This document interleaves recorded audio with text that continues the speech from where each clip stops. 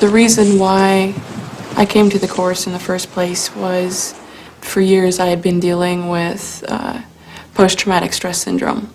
I've survived a lot of violence when I was younger.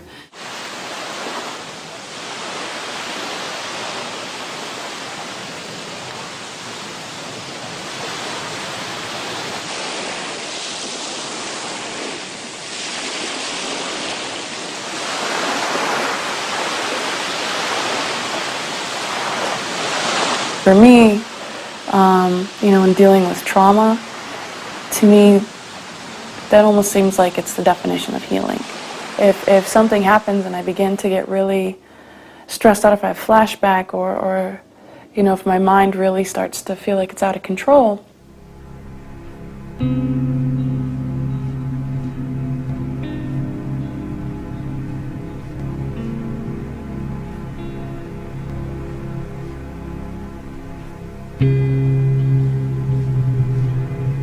And we're going to spend these moments attending to the moment and to our experience of the moment. It's being with this moment and what's here. The abdomen rising and falling.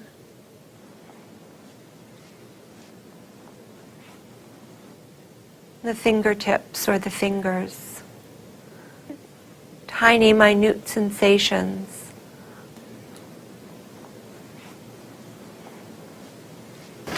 And practicing mindfulness during routine activities such as getting dressed, washing dishes, taking a shower, shopping, driving, all wonderful opportunities to be mindful.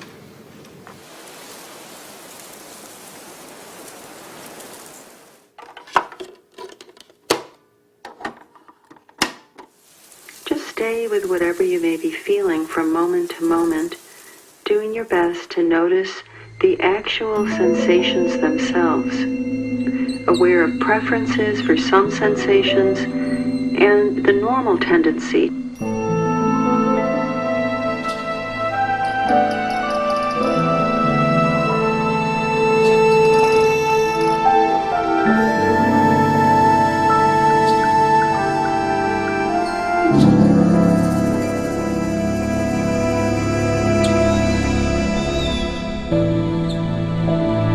Exploring deep within this right foot as best you can, watching your body and the activity of your mind as we go along, letting judgmental and critical thoughts simply come and go without having to believe them or make them go. Aware of preferences for some sensations and the normal tendency to want other sensations, especially painful or uncomfortable ones, to be different from the way they are right now.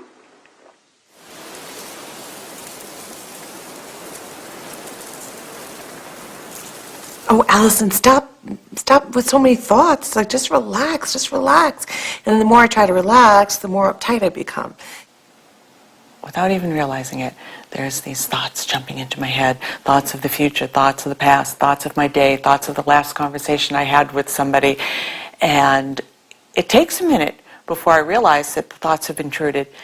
Yeah, I mean, it's amazing how much is going on in my mind. And throughout the day, I continually, especially if I'm doing quiet things like driving or even massage therapy and I'm working with somebody and, oh God, I'm not here again. Oh, I'm not here again. I'm not here again.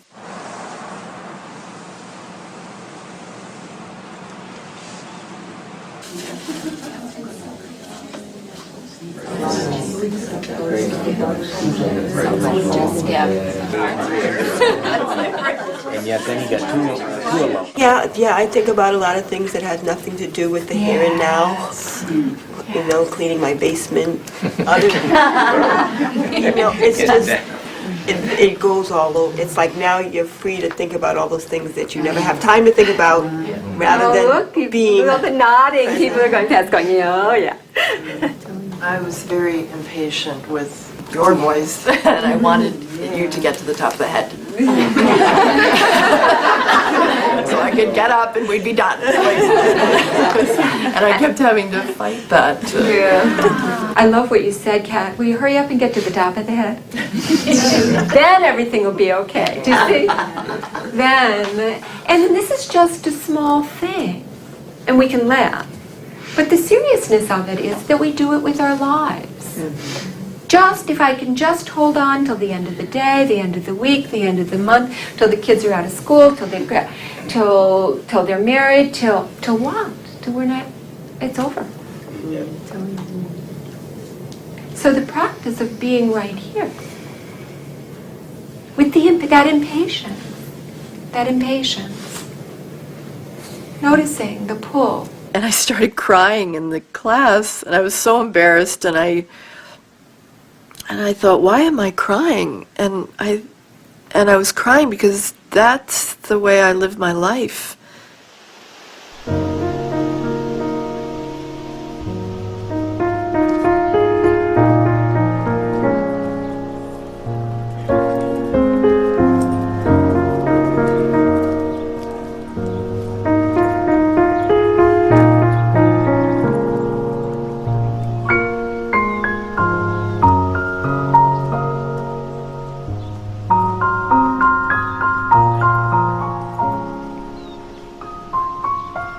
Thus have I heard.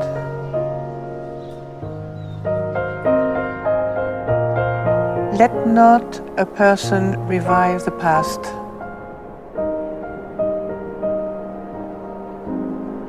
or on the future build his hopes.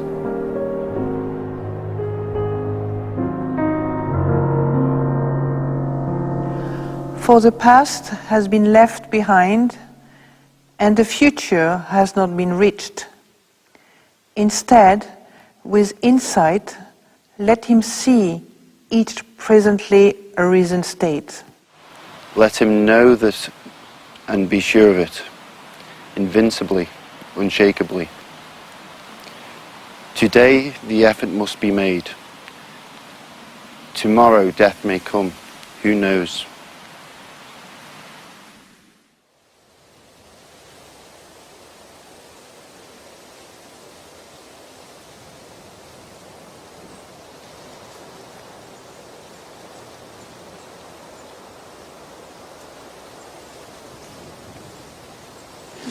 Maybe with rankling even a little bit. We don't use money at all. It was only after we took the 10 precepts in 1983 that we were given alms bowls and began to do alms round.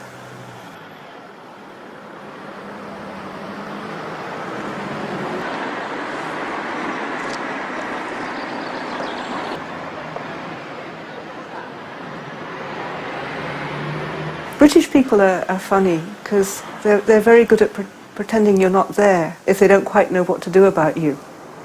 So when we stand there with our bowls, many people just walk past.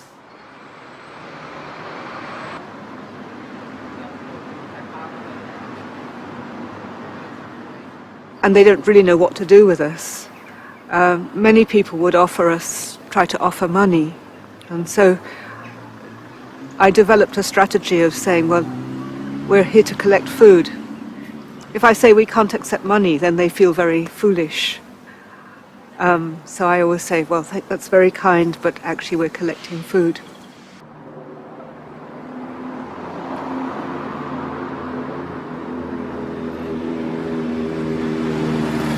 Sometimes somebody said, well, that's a disgrace, you should, do some work, go and get some money, earn a living, so you can buy food like the rest of us have to do. How dare you? And in a situation like that, I would just try to be very kind and try to respond to his concerns in a useful way. Who are you and what are you doing?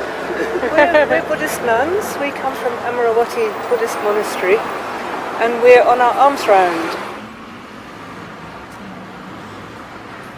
When I'm standing there, there's just a feeling of kindliness, just wishing well to all the people who come and the people who walk by.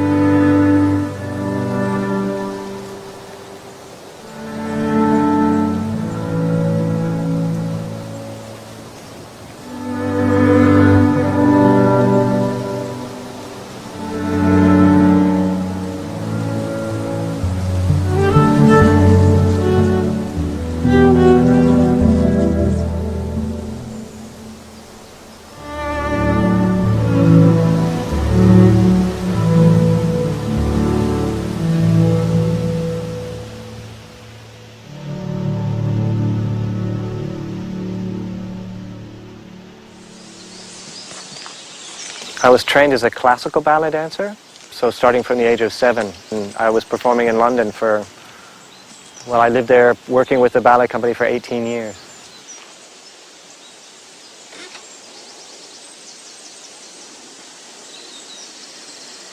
External measurement is 3 meters by 3 meters. Big enough.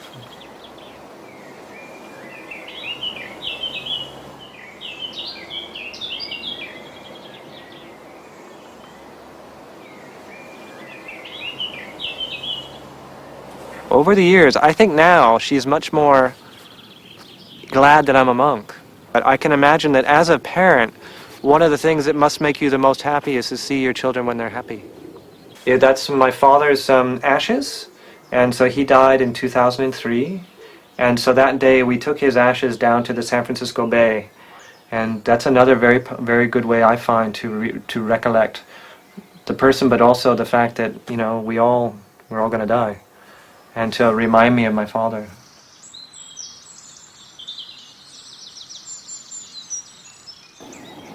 Right? Another airplane.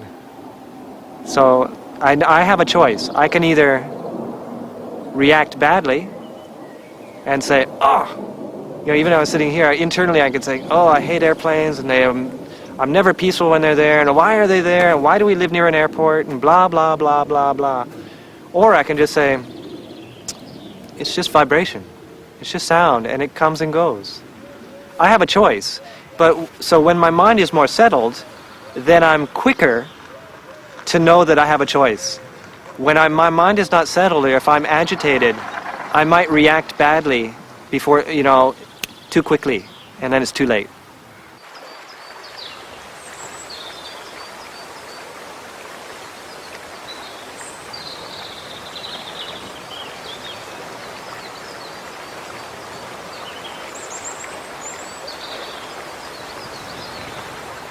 That mindfulness is that which knows what's going on, that which knows the body feelings as the body feelings, that which knows how the mind is at any time.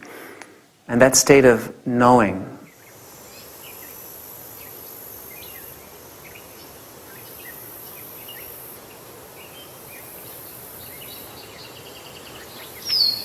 I will just be mindful of my body walking. And so that's why we practice the walking meditation here as well as the sitting meditation.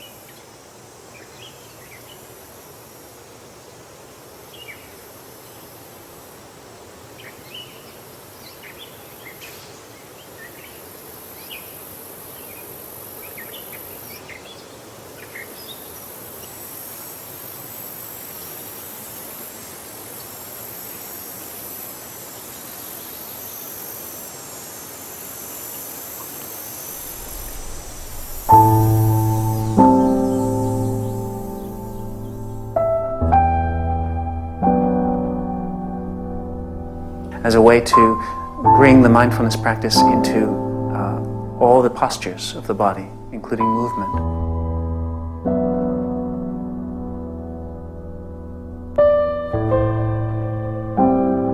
What are the sensations of walking? What is coming to awareness?